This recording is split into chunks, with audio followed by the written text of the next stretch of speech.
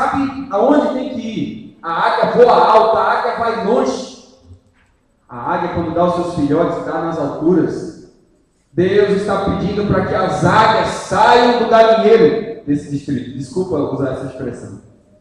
Mas é o que Deus está pedindo. Deus está pedindo que pessoas que aprenderam a só ciscar, parem de ciscar para viver a altura do plano de Deus. E eu pergunto, qual era o plano de Deus? Eu quero mostrar para você qual era o plano de Deus.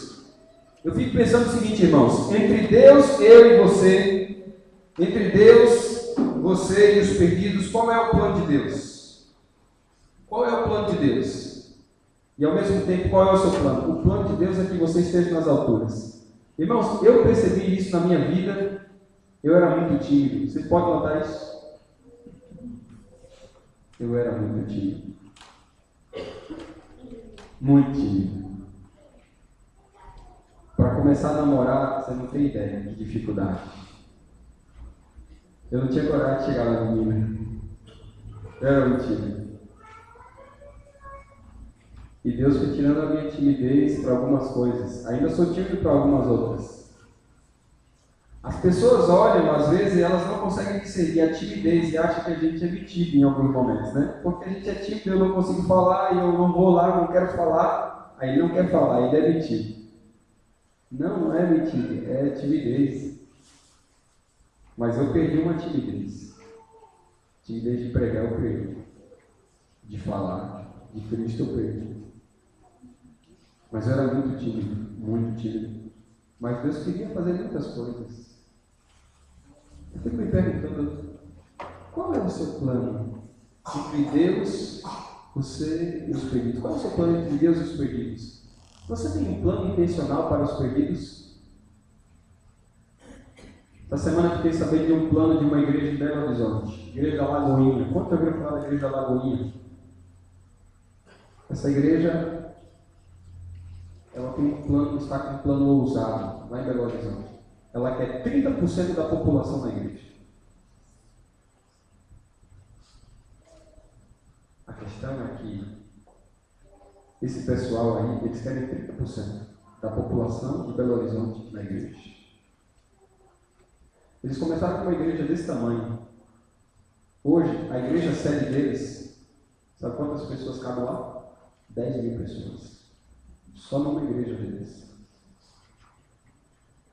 E eles são ousados. Eles querem 30% da população. Belo Horizonte tem uma faixa de 3 milhões, 2 milhões, 3 milhões de habitantes.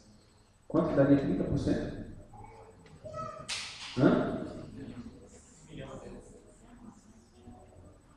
Eles querem 900 mil membros. Só em Belo Horizonte. Isso é muito ousadia, não é? Eles têm um plano intencional com os perdidos. Eles querem salvar perdidos. Essa igreja já é desse tamanho há anos. Há anos. E ainda não está cheia. Muito embora já tenha saído outras pessoas dessa igreja, tenha fundado outras igrejas, nós queremos que ela sempre esteja cheia. A igreja da PIF precisa ficar cheia. A igreja do Rogosta, então, isso, do Entre Juiz, piorou ainda. Nossas igrejas precisam estar cheias. Mas para isso precisamos ter um plano intencional com os perdidos. Sabe, irmãos? Jesus. E Jesus viveu por esse plano. E qual era o plano dele? Tudo que Jesus Cristo fazia era para salvar o perdido. Já percebeu? Tudo que ele fazia era para salvar o perdido. Opa, amanhã você vai almoçar, não vai? Vai almoçar. É para salvar o perdido? Porque toda vez que você encontra Jesus comendo, ele estava comendo e salvando perdido. Estava comendo, estava salvando perdido. Ah, vou fazer caminhada para ficar bem no corpão. Né? Vai fazer caminhada, salvando perdido. Vai subir no monte, salvando perdido. Vai entrar no mar, salvando perdido. Vai entrar, salvando perdido. Vai comer, salvando perdido. Vai dormir, dormindo, salvando perdido. Tudo que Cristo fazia era para salvar o perdido. Tudo. Não tinha nada que ele fizesse que não tinha a intenção de salvar o perdido. Absolutamente tudo. E olha, ele era julgado de comilão, glutão, porque Jesus entendia isso aqui, ó, irmãos, ó, que a melhor maneira de relacionar é o quê? Ó, a melhor maneira de se relacionar é o quê? Comendo. Quer ganhar alguém? É com a comida na mesa. Ok? Isso quer dizer que o povo adventista tem que ser conhecido como o povo de quê? Que gosta de comer. Isso aí nós já somos conhecidos, né?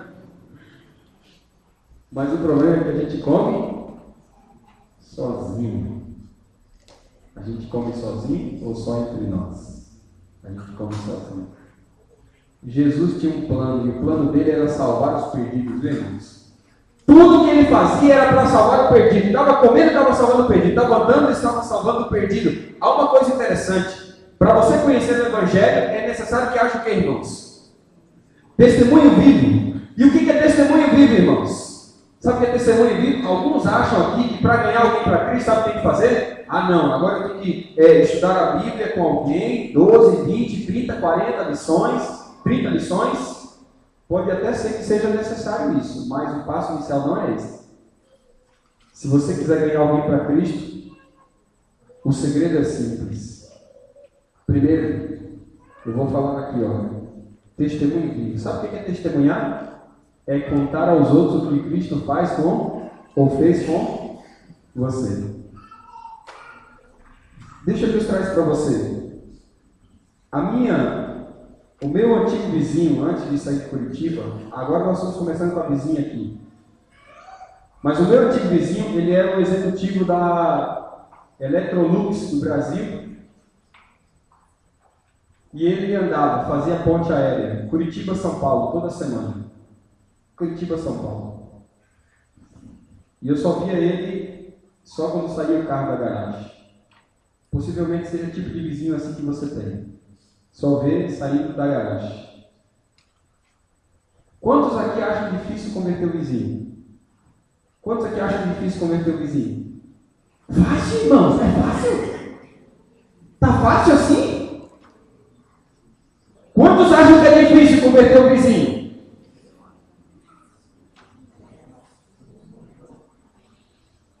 O meu é difícil. Mas não é impossível. Pedra dura? Pedra dura? Ah, não estou ouvindo, irmãos. Pedra dura? Sabe o que aconteceu? Meu vizinho. E eu encontro esse camarada em casa. Só vejo só para bom dia, boa noite, olá, tudo bem? Quando encontrar. Eu falei, eu tenho que ganhar o meu vizinho. Eu coloquei na minha cabeça, aonde eu vou, eu tenho que ganhar o meu vizinho. Eu coloquei isso na minha cabeça. Aonde eu for, eu tenho que ganhar o meu vizinho. Meu vizinho tem que ser de Cristo. Imagina, eu sou o pastor da igreja e eu não ganho meu vizinho. É a pessoa que está do meu lado, mais próximo. Meu vizinho. Estou falando isso porque você vai ganhar o seu vizinho para Jesus, amém? Você vai ganhar o seu vizinho para Jesus. Você vai ganhar o seu vizinho para Jesus. O vizinho meu era difícil, era executivo. O que eu comecei a fazer com ele? Para testemunhar, testemunho vivo. Para conhecer o Evangelho, tem que testemunhar. Eu tinha que testemunhar para ele. Como é que eu ia fazer isso? O meu vizinho, ele tinha 3 faculdades. Tem, na verdade. E um mestrado e um doutorado. Na UFRJ. Ele é um executivo. Ele trabalha com consultoria de empresas. A esposa dele é psicóloga clínica. Todos eles falam inglês fluente. Você olha assim. Eu via lá de cima de casa, ele, no final de semana, ele tocando MPB. Era o hobby dele, tocar MPB.